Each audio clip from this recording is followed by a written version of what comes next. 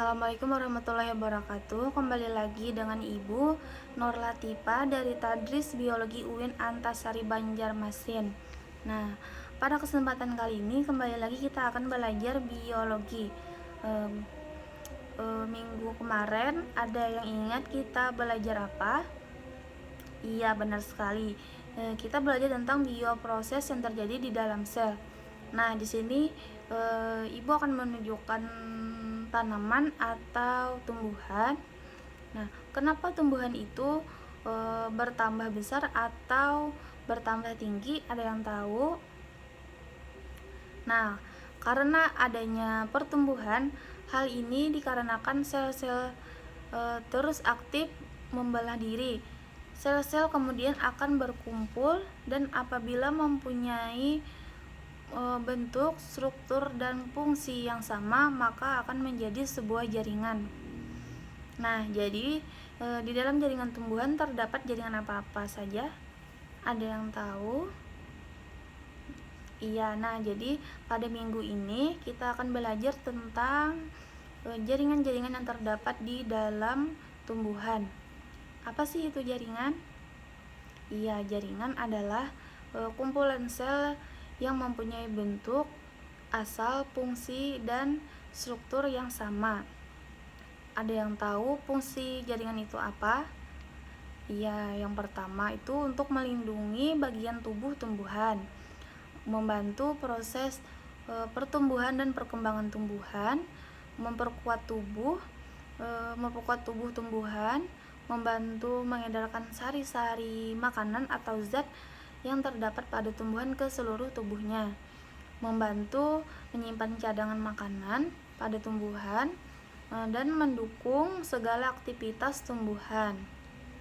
Nah, pada jaringan tumbuhan terdapat jaringan meristem atau embrional atau juga jaringan muda. Nah, dan jaringan permanen atau bisa disebut juga dengan jaringan dewasa. Yang pertama, kita akan membahas tentang jaringan meristem atau jaringan embrional tadi. Nah, jadi jaringan meristem adalah jaringan yang selalu aktif membelah, ukuran selnya sangat kecil, berbentuk kuboid atau plasmatik, berdinding tipis, nukleusnya relatif besar, vakulanya kecil, dan kaya sitoplasma. Berdasarkan bentuknya, jaringan meristem itu terbagi menjadi 3, yaitu ketika tumbuhan masih dalam masa baru, jaringannya aktif membelah terdapat pada ujung batang dan ujung akar, dan tumbuhan dewasa menyebabkan pertambahan panjang dari meristem sekunder terbentuk dari jaringan meristem primer menyebabkan pertambahan besar tumbuhan. Nah, pembagian jaringan meristem berdasarkan letaknya ada 2, yaitu meristem apikal dan meristem lateral, dan meristem interkalar. Nah, meristem apikal terdapat di ujung akar dan ujung batang tumbuhan, menghasilkan pertambahan tinggi dan panjang tumbuhan atau pertumbuhan primer. Meristem lateral berada sejajar dengan lingkaran ditemukannya organ menghasilkan pertumbuhan sekunder.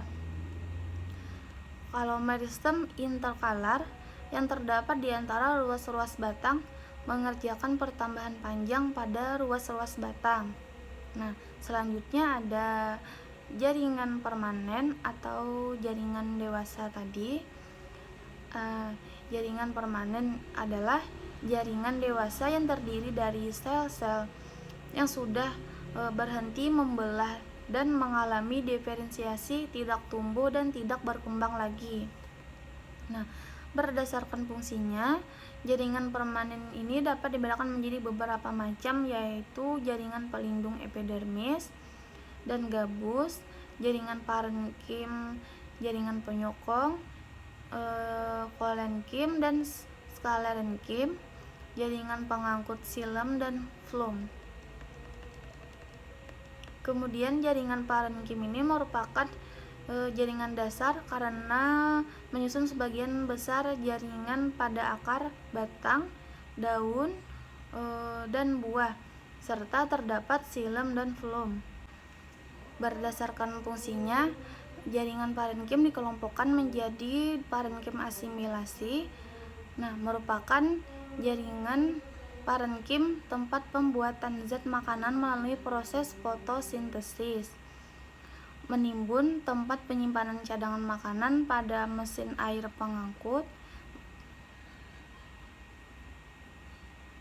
Merupakan parenkim yang terletak di sekitar xilem dan floem parenkim. Air enzim menyimpan udara. Kesimpulan pembelajaran hari ini tentang jaringan tumbuhan, yaitu jaringan tumbuhan terbagi menjadi dua, yaitu jaringan meristem dan jaringan parenkim. Berdasarkan cara pembentukannya, yang pertama ada pembelahan primer dan sekunder. Kemudian kalau berdasarkan letaknya ada meristem apikal, meristem interval, dan meristem lateral. Jaringan permanen atau dewasa itu terbagi menjadi dua, ada pelindung, yaitu ada jaringan epidermis. Jaringan epidermis gabus, kemudian ada parenkim, kemudian ada penyokong, dibagi menjadi dua, ada jaringan kolenkim dan jaringan skalerenkim.